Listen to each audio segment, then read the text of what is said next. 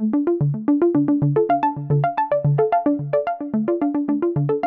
like to try to do an experimental little video where I deal with a topic that causes lots of flame wars on the internet, and that's Seiko versus Rolex. Though I'm going to be a bit more down to earth, and I'm going to compare their contemporary hiking, exploring watches that both have a GMT hand function. Now on the left we have an Explorer II.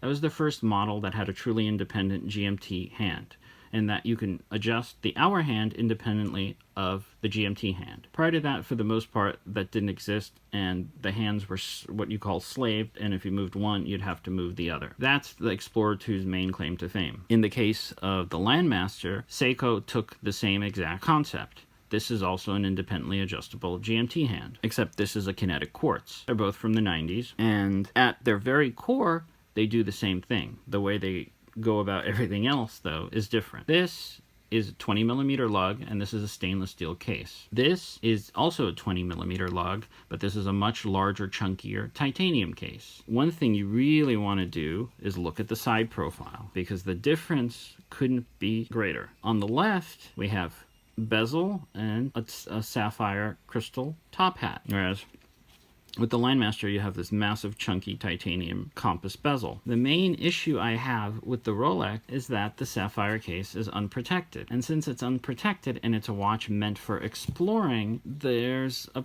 high likelihood that you're going to end up chipping the sapphire crystal edge, which is a pretty common problem with these.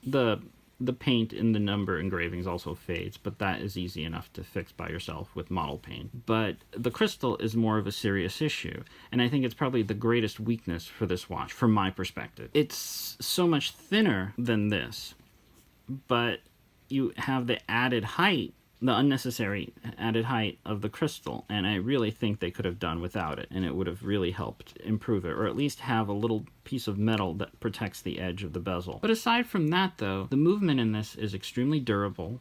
The watch has a history of being used in all sorts of grueling, extreme weather condition expeditions, so there's no issue there. When it comes to the issue of aesthetics, that depends on the individual. I never really liked the Mercedes hand, but I like the idea that it has a white dial, and it makes it look unique enough where I'm happy with it. But that, obviously, your mileage will vary. It's still overall a very compact case with, again, in my perspective, the main weakness being the unprotected sapphire crystal. Now, the Landmaster, on the flip side, again, even though it's titanium, it probably weighs roughly the same. It's much chunkier, and it's much wider, and the two things I really despise about that is the fairly large 3 o'clock protruding crown. I really hate that, and sometimes it digs into my wrist, so I have to wear it on a bund pad. The other thing is, this is a watch that came out in the 90s using Seiko's 5M kinetic quartz movements. The problem with the 5M movements is initially they had a tendency to have leaky capacitors. The advantage to that is the repair service is cheap and easy. Now in this particular case, this is a one-piece case,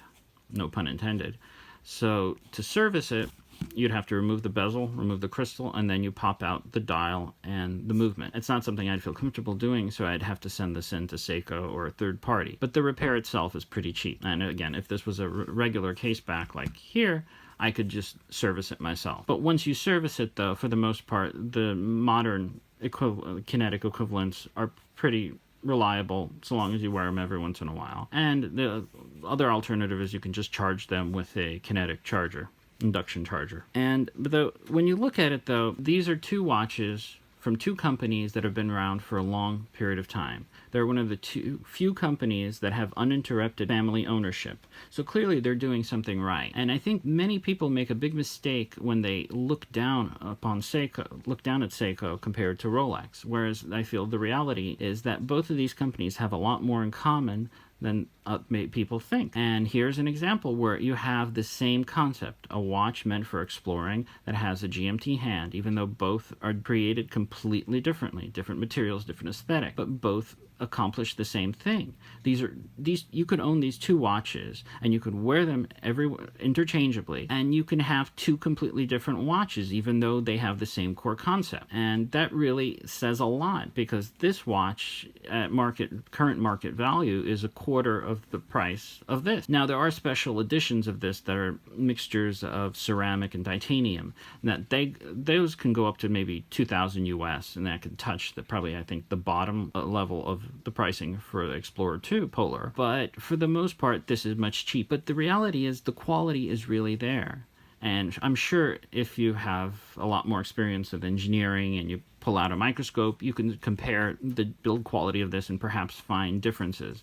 But to the naked eye and for everyday use, this watch, the build quality on this watch is really not inferior in any way, shape, or form to the Explorer II. Now, obviously, the Explorer II's main claim to fame is its movement, which is automatic and obviously going to be much more complicated than the quartz, but that really doesn't take away from the fact that the Landmaster can hold its own with with the Explorer. Again, aside from the caveats I mentioned, being the flaws in the 5F movement, which can be remedied, and in my personal opinion, the large crown. This can obviously be worn in more situations. This can be dressed up and dressed down, whereas this would be pretty difficult to dress up, even though there's always someone who's going to do something like that. But again, to sort of summarize, at the end of the day, you have two companies that have made a watch that has to serve a specific function. They do it in different ways. They both have flaws, but for the most part, these have been around for long enough to have shown that they have stood the test of time, and down the road they will still stand the test of time. And